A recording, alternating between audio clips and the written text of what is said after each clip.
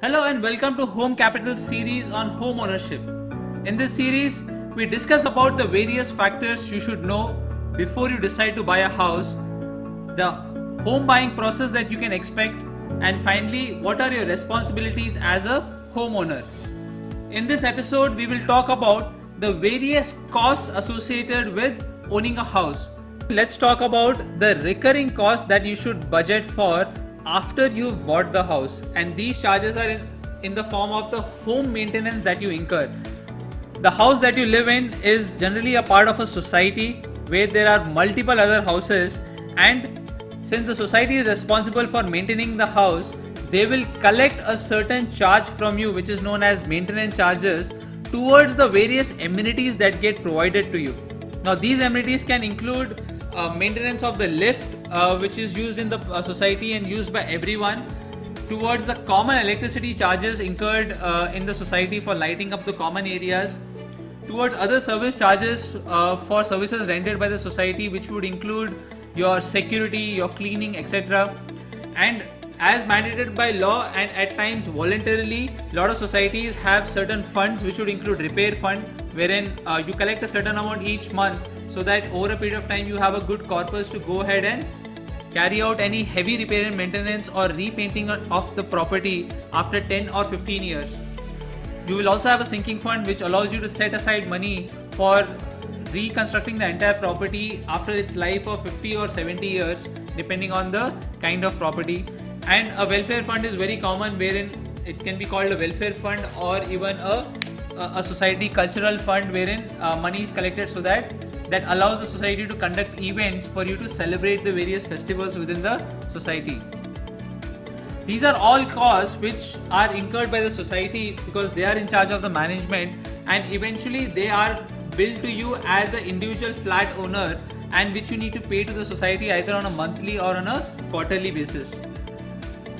One very important cost is the insurance of the home, which is extremely important, especially when you are living in a place which is prone to earthquakes, right? This is a very standard a fire and special perils policy which you would want to take for your property. Now, instead of buying it for your flat alone, it just makes a lot of commercial sense for the society to take the insurance for the entire society as a whole, and that cost again is passed on to you in the form of your monthly maintenance cost. Now, these kind of this insurance basically covers for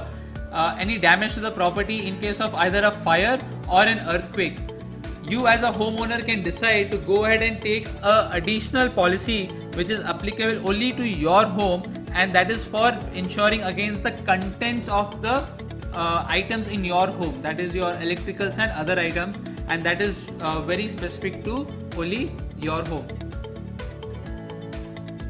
As we discussed, the maintenance is generally paid out in the form of a monthly or a quarterly bill which is sent by the society to you. Now, generally when you get possession of the house, the society may not be in existence, so typically the builders charge you for maintenance for up to 2 years in advance. They collect that corpus that allows the builder to maintain the society for the first 1 or 2 years till the society is formally formed, and then they can hand over the management of the society to the newly formed management committee. So it is not uncommon when you go ahead and buy the house, in addition to what you pay upfront, you may see a bill in the form of advance maintenance charges, which is up to 2 years maintenance which is collected in advance by the builder till they can see a society being formally formed, and then they can hand over the maintenance responsibilities to the society, and the society starts billing you for these charges on a monthly or a quarterly basis. In addition to the maintenance that you pay to the society, you will also have to budget for a property tax that you will pay to the government or to the municipality which governs the area in which your house is located. Now, this is generally for the services provided by the municipality, which will include water and other amenities, right? Now, these are collected by them. Again, it varies from state to state, from municipality to municipality. You may either have to pay this directly to the government website, to the website of the municipality, or you can pay it to the society, and the society in turn discharges the liability on your behalf to the municipality. This is again very location specific, but this is something which a property tax which you are going to pay to the government for as long as you will own the property. So apart from the additional fixed cost, you will have to budget for two costs which are recurring in nature, which you will have to incur every month. One, towards the maintenance of the property to the society, and second, towards the property tax which you will have to pay to the municipality which governs your area.